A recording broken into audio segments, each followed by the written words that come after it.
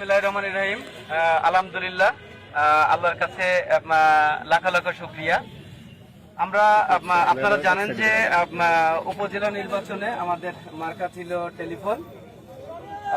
এইবারও আমরা জাতীয় নির্বাচনে আমরা টেলিফোন মার্কা চেয়েছিলাম এবং টেলিফোন মার্কাই পেয়েছি।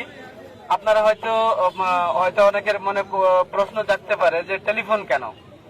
আসলে টেলিফোন আপনাদের দেখেন সবার হাতে কিন্তু একটা ফোন, কারোর হাতে মোবাইল, কারোর হাতে টেলিফোন। আমরা টেলিফোনটাই আসলে কিন্তু এখন আধুনিক সংস্করণ মোবাইল।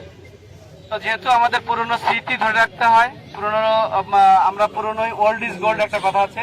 তো আমরা যেহেতু পুরনো স্মৃতি ধরে রাখতে চাই, আমরা ভালোবাসতে চাই আমাদের পুরনোকে, আমরা ভালোবাসতে চাই আমাদের পূর্বপুরুষকে। তো সেই জন্যই আমাদের টেলিফোনটা নেওয়া এবং আলহামদুলিল্লাহ আমরা টেলিফোনই পেয়েছি। আলহামদুলিল্লাহ।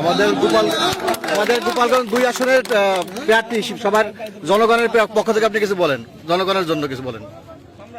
জনগণের কাছে আমার একটাই প্রত্যাশা এবং একটাই চাওয়া যে আপনারা আপনাদের গোপালগঞ্জের কথা চিন্তা করেন, আপনারা গোপালগঞ্জের যদি উন্নতির কথা চিন্তা করেন, গোপালগঞ্জের ভালো চিন্তা করেন, গোপালগঞ্জের সার্বিক সবকিছুর যদি উন্নতি চিন্তা করেন, টেকনোলজির দিক দিয়ে, আধুনিকতার দিক দিয়ে, তাহলে আপনারা আমাকে ভোট দিয়ে জয়যুক্ত করবেন। আমরা যেরকম একটা ভালো দল ছিলাম উপজেলার সময়, আমরা সেই ভালো দলটাই থাকবো জাতীয় নির্বাচনে। আমাদের সাথে ভালো লোকগুলোই থাকবে এবং আমরা সবসময় চেষ্টা করব ভালো কাজ করার জন্য। ইনশাআল্লাহ। ধন্যবাদ সবাইকে।